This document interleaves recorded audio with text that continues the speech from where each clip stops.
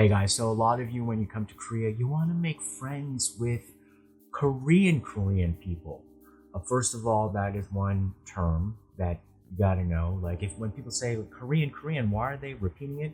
That means an actual Korean person from Korea, essentially to contrast from, as opposed to Korean American or Korean Canadian. So if somebody says Korean, they're native Korean. And that's where a lot of you guys want to make friends with, but you're just like, how do you do that? It's so hard.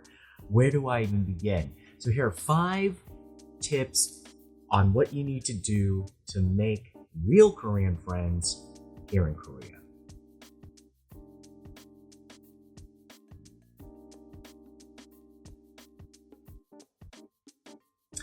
So I'm standing in one of the old neighborhoods here in Hogwangdong, which is essentially a little bit of a hop, skip, and a jump from Itaewon. So essentially like central Seoul, and this part hasn't been redeveloped probably yet.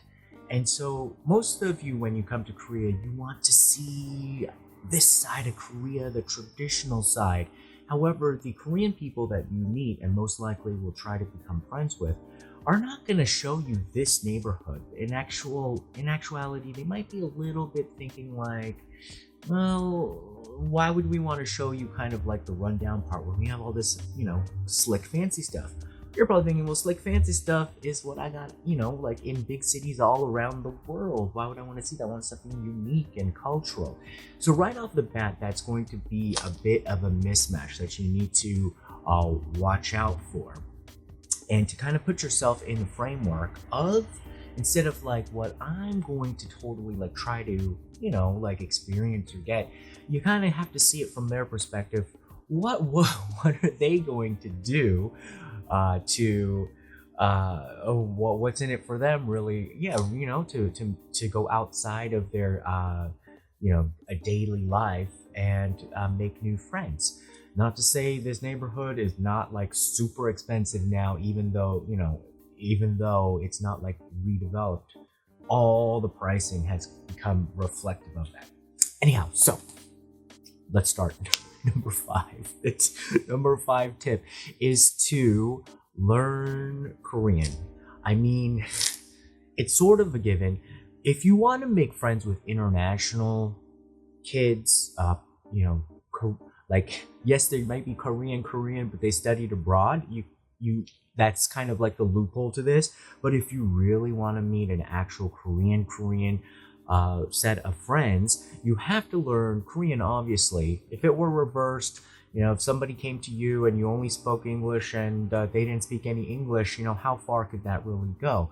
So you have to learn Korean. And more than that, if you do want like kind of a quick, maybe another loophole, is to kind of get the vibe and the gist of what the language does here in Korea. And a simplified way of saying that is like, know when it has to be hot or cold, hot or cold, hot or cold. Mainly could also be like, extremely respectful. I guess, what is that? Hot. Cold would be like, starting with boundaries.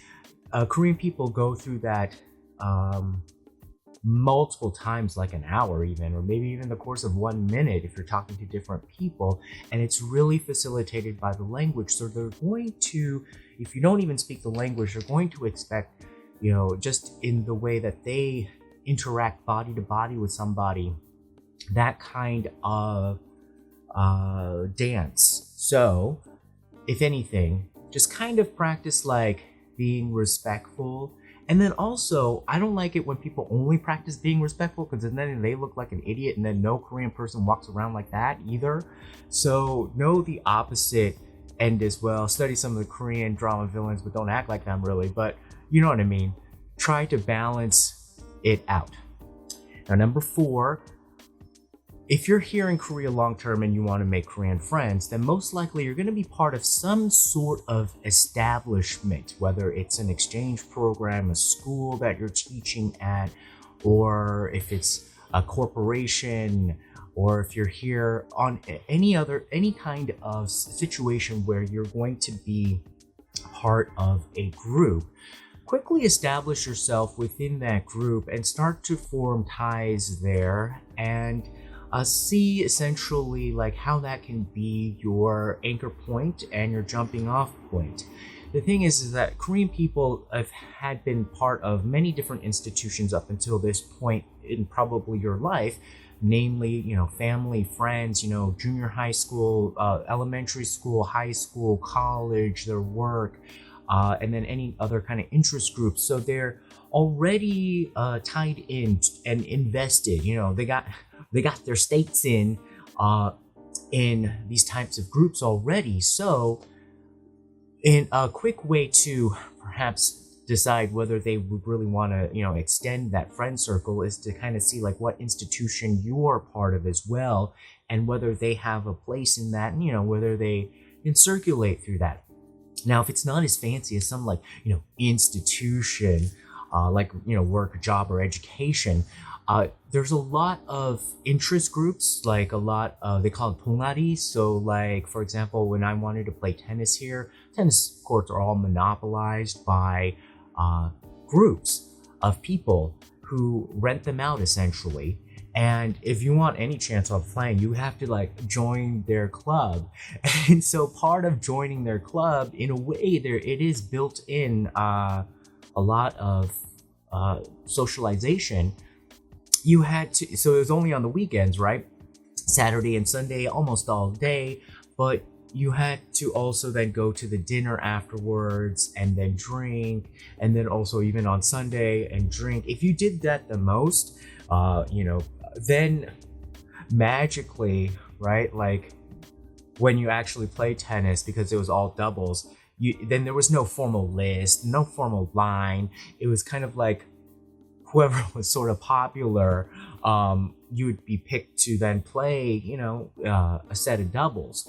And so in that way, there's many different interest groups. And I think it's even gotten a lot more extensive as people have become a lot more outgoing and activity oriented, and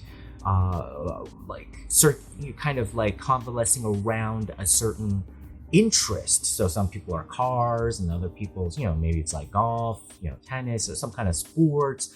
There's so many online that you couldn't find. And that's the thing, if you cannot speak Korean, you can't navigate through the Korean web, that's a little bit harder to find. If you can, so that goes back to the language part. If you can, there are tons on Naver cafes, Naver groups, Naver. And if you already want to make Korean friends, by now you should probably, need no explanation of Naver, which is like the Google of Korea. But if you're just in the exploratory phase, definitely essential. Now, number 3, this sounds kind of weird, but determine your relative value within that institution, within that group, even within Korea in general. Now, this is the kind of weird thing, is because how you are seen and how you are valued in your home country may be different from way it's valued here. And I think for a lot of the attraction for a lot of people is that actually you can kind of like, if you don't really like how you're, being valued in your home country or discriminated against or whatnot, or if you're just in a kind of weird environment and then you come to Korea, you can kind of see how people react to you just on you, essentially. You and probably like, what your resume or CV or like, like who you are, your reputation at that point is. But essentially, it's kind of like a reframing of seeing like different people are seeing me and valuing me in a different way. And so it'd be interesting to see like, what your relative value you think is, so that you can be a little bit more specific on, what you think somebody would want to like, why they would want to meet with you, why they would want to be your friend or make a connection with you that is gonna be of value to them that they cannot find most likely within their regular Korean circle. That makes you instantly a lot more attractive. And because you have a lot more other experiences, that makes you instantly a lot more attractive and intriguing and fun as well. So trying to see what your relative value is, something like nobody cared about, like, back in your home country, is something that you're passionate about and you find that actually it has a lot of value here. Wow. I can only say like maybe the opposite example. If you're like super into like American football and that was like the way you built your entire like social circle and kind of yourself, kind of, I don't want to say self-worth, but identity, and also kind of your hobby about like, spitting off stats and stuff, you come to Korea, that's not gonna have much as much value as it did in your home country. And so that would be the opposite example. Maybe like kind of another different example. Maybe you're into more of football in the sense that not American football, but soccer football. And especially, like all the leagues that the Korean players are a part of, that would make you a lot more instantly attractive and fun to be around with, because Korean people are interested in that here in Korea. So that would be the difference. Now, the second tip is to know what the Korean people that you're trying to become friends with want. Most likely they're going to be a little bit like outliers. They're not going to be the rule followers to the T.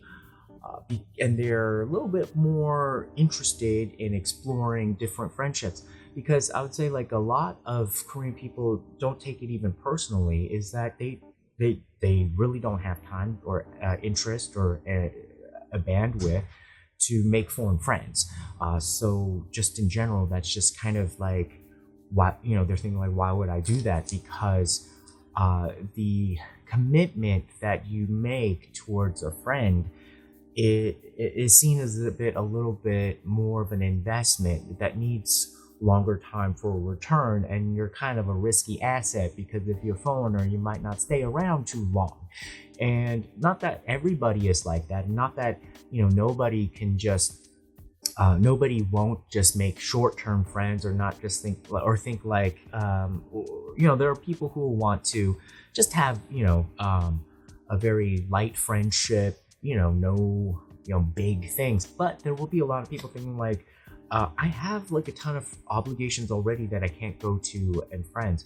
So try to see like what the person who you want to make friends with, who's Korean really wants and really is looking for to kind of experience that's a bit new in your new friendship that might blossom together.